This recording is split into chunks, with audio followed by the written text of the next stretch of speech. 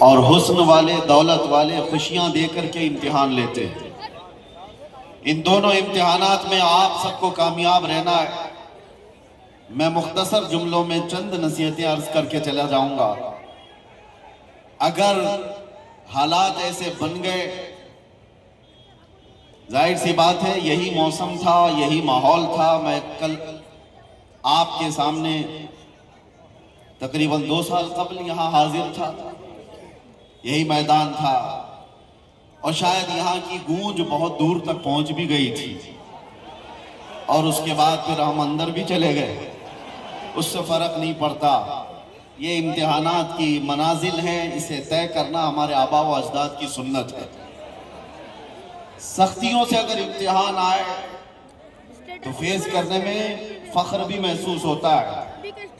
اگر کوئی ظالم گردن پر تلوار رکھ کر کے کہے کہ تو ایمان چھوڑ دے، تو ہو سکتا ہے کہ بہت سارے لوگوں میں یہ گرو و فخر ہو، میں اپنے ایمان پر ڈٹا رہوں گا اور قائم رہوں گا، سختیوں کا مقابلہ کروں گا۔ لیکن اس سے زیادہ سخت امتحان ہوتا ہے جب کوئی دولت دے کر کے تجھے حسن کی آڑ میں ایمان خریدنے کی بات کرے، بہت سارے لوگ بہک جاتے ہیں۔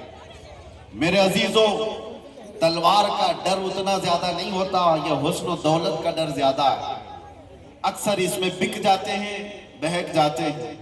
ایک مثال میں آپ کو بتا دوں، نوجوان ہو تو ایسا ہو محمد عربی صلی اللہ تعالیٰ علیہ وسلم کا عبداللہ بن حذافہ، ایک ایسے صحابی کا نام میں تمہارے سامنے ذکر کر رہا ہوں۔ روم کے ایک بادشاہ نے انہیں قید کر لیا تھا، گرفتار کر لیا تھا۔ نوجوان ایسا کہ پہاڑوں جیسی سختیاں اندر ہے، عزم اور حوصلہ ایسا کہ طوفانوں کے رخ موڑ دے۔ بادشاہ نے کہا اس نوجوان کو میں اپنے پاس رکھتا ہوں، اسے آزاد بھی کروں گا، اس کو اپنے دربار میں بھی شامل کروں گا۔ عبداللہ بن حذافہ سے کہا اے نوجوان، مجھے تیرے جیسے جوان کی ضرورت ہے میری سلطنت کے لیے، تو آجا اپنا دین چھوڑ دے، میرے دین میں آجا اور میری سلطنت میں شامل ہو جا، وزارت کا عہدہ قبول کر لے۔ عبداللہ بن حذافہ نے ہنس کر کے ٹال دیا، اور اس کے بعد بادشاہ نے کہا یہ مذاق نہیں کر رہا، اگر تو نے قیمت لگائی میرے پاس آنے کی تو میں آدھی سلطنت دینے کو بھی تیار ہوں۔ محمد عربی کے غلام کو خریدنے کے لیے دنیا آدھی سلطنت دینے کو بھی تیار ہے۔ میاں وہ بیوقوف بادشاہ نہیں ہے، جانتے ہیں محمد عربی کے شعروں کی قیمت کیا ہوتی ہے۔ آدھی سلطنت دینے کو تیار ہوا تو عبداللہ بن حذافہ نے جواب کیا دیا تھا؟ نوجوانوں کان کھول کر کے سنو، اس صحابی رسول نے کہا تھا بادشاہ تو آدھی سلطنت کی بات کرتا ہے، تیری پوری سلطنت دے، اس کے بعد ایک اور سلطنت، اس کے بعد ایک اور سلطنت دے، 3 سلطنتیں ہو جانے کے بعد بھی قسم رب ذوالجلال کی پلک چھپکنے کے برابر بھی میں اپنے نبی سے بے وفائی نہیں کر سکتا۔ اللہ اللہ اللہ، میری پوری زندگی خریدنے کی بات تو دور کی ہے، پلک چھپکنے کے برابر بھی وقت میں اپنے نبی سے غداری نہیں کر سکتا۔ دنیا نے یہ دیکھا تھا یہ عزم اور حوصلہ کہیں پایا جاتا ہے تو تاجدار مدینہ کے مدرسے میں پایا جاتا ہے۔ نبی کونین صلی اللہ علیہ وسلم کے قدموں سے پلے ہوئے نوجوانوں کے اندر یہ عزم ہوتا ہے، یہ حوصلہ اور یہ استقلال۔ آج اسی بات کی ضرورت ہے کہ قرآن کہتا ہے ان الذین قالوا ربنا اللہ ثم استقاموا، بے شک وہ لوگ جنہوں نے کہا اللہ ہمارا رب ہے پھر اس پر جمے رہ گئے، تتنزل علیہم الملائکہ، رب تعالیٰ ان کی مدد کے لیے آسمان سے فرشتے اتارتا۔ تم اگر ایمان کے ساتھ ڈٹے رہ گئے، جمے رہ گئے، ارے یہ آندھیاں ہیں کیا، یہ 4 دن کی ہیں، یہ طوفان ہیں کیا، موسموں کے ہیں، ان کے گزر جانے کے بعد یاد رکھنا چاند کو بھی گہن لگتا ہے لیکن ہمیشہ کا نہیں ہوتا۔ چاند سے جب گہن چھٹ جاتا ہے تو چاند اپنے آب و تاب کے ساتھ پھر چمکتا ہے۔ مجھے احساس ہے امت مصطفیٰ کی اس جماعت پر گہن ضرور لگا ہے، ظالموں کی نظر ضرور لگی ہے، لیکن یہ ہمیشہ کی نہیں ہے۔ اندھیرا ہونے کے بعد صبح ہوتی ضرور ہے، اس تاریکی کے بعد اجالا آتا ضرور ہے۔ نروس نہ ہو، نا امید نہ ہو، ان حالات کو دیکھ کر پشیمان نہ ہو۔ میرے عزیزوں پھر میں اگر کہوں تو بات بری ہو جائے گی، یہ سارے حالات کے بعد بات اتنی ہی ہے، کچھ دیر کی خاموشی، آگے کی ضرورت نہیں ہے۔ ہر زندگی کے معاملے میں اتنا انتظار ضرور کرو، کچھ دیر کی ہی خاموشی رہے گی، پھر انشاءاللہ وہی آب و تھا، وہی چمک دمک جو میرے مصطفیٰ کی ہے۔ اسی لیے کہ امام اہل سنت فاضل بریلوی کو کسی نے گلاب کا تحفہ پیش کیا تھا تو آپ نے کہا تھا یہ وہ گلاب ہے جو صبح کھلتا ہے شام میں مرجھا جاتا ہے، میں اس گلاب سے محبت کرتا ہوں جو کبھی نہیں مرجھاتا، جس کی رنگت کبھی نہیں ختم ہوتی، جس کی چمک کبھی نہیں ختم ہوتی۔ اور پھر امام اہل سنت نے پھول پر ہی یہ نعت لکھ دی تھی، سردا و قدم ہے سلطان زمن پھول، لب پھول، دہن پھول، زخم پھول، بدن پھول، واللہ جو مل جائے میرے گل کا پسینہ، مانگے نہ کبھی عطر نہ پھر چاہے دلہن پھول۔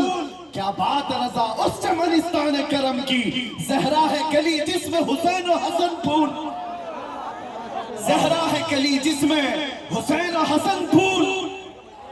میرے عزیزوں، ہم اس پھول سے محبت کرتے ہیں جس کی خوشبو نہ کبھی کم ہوئی تھی نہ کم ہوگی، اور جس کی چمک و دمک کبھی مانگ نہیں پڑ سکتی۔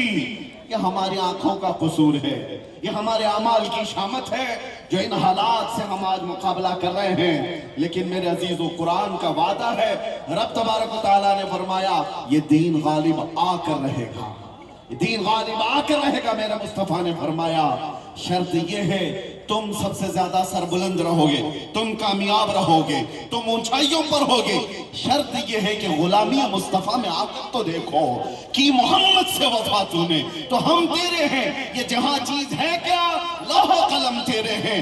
تم کیا سمجھتے ہو عزتیں تلوے چھاٹنے میں نہیں ہے، عزتیں کسی کے جوتے اٹھانے میں نہیں ہے، عزتیں کسی کی نوکری اور چاکری 40 سال کرنے میں نہیں ہے۔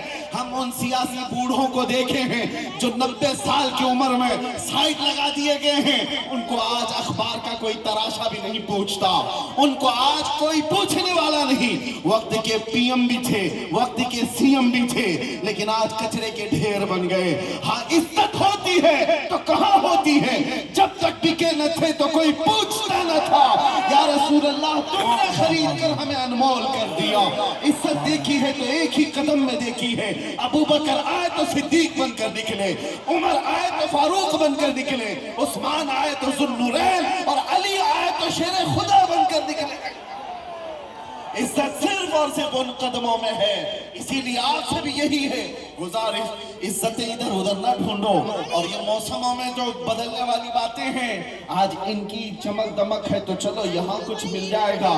میں کہتا ہوں یہ ان جانوروں کی مثال ہے جو ہری گھاس دیکھ کر کے منہ ڈال دیتے ہیں۔ ایمان والے کی یہ مثال نہیں ہو سکتی۔ ایمان والا فاقہ کرے گا مگر اپنے نبی سے غداری کبھی نہیں کرے گا۔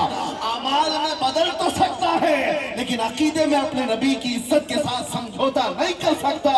بس میری گفتگو یہاں پر ختم ہو جائے گی۔ عزتوں کے ساتھ اگر جینا ہے تو مصیبتوں کے لیے تیار رہو۔ ایسا نہیں کہ حلوہ پراٹھا کھانے کا نام ہی عاشق رسول ہے، تم میدان میں بیٹھ کر نعرے لگا لو یہی عشق رسول ہے۔ نہیں، اگر محبت مصطفیٰ کی بات کرتے ہو تو امتحان کے لیے بھی تیار رہو۔ لاٹھی ڈنڈے ہی نہیں، قید و بند کی صحبتیں بھی آ سکتی ہیں، بلکہ دار پہ چڑھنے کی بھی بات آ سکتی ہے۔ اسی لیے میں کہتا ہوں عشق مصطفیٰ اگر جرم ہے تو یہ جرم ہم ہر بار کریں گے، 100 بار کریں گے، ارے سرے دار کریں گے۔ گھٹ گھٹ کر جینے سے مطلب ہی کیا ہے؟ مجھے وہ بات یاد آتی ہے میرے علاقے کے، میں کرناٹک سے بلانگ کرتا ہوں۔ شیر میسور ٹیپو سلطان شہید نے کہا تھا گیدڑ کی 100 سالہ زندگی سے شیر کی ایک دن کی زندگی بہتر ہے۔ لبیک یا رسول اللہ، لبیک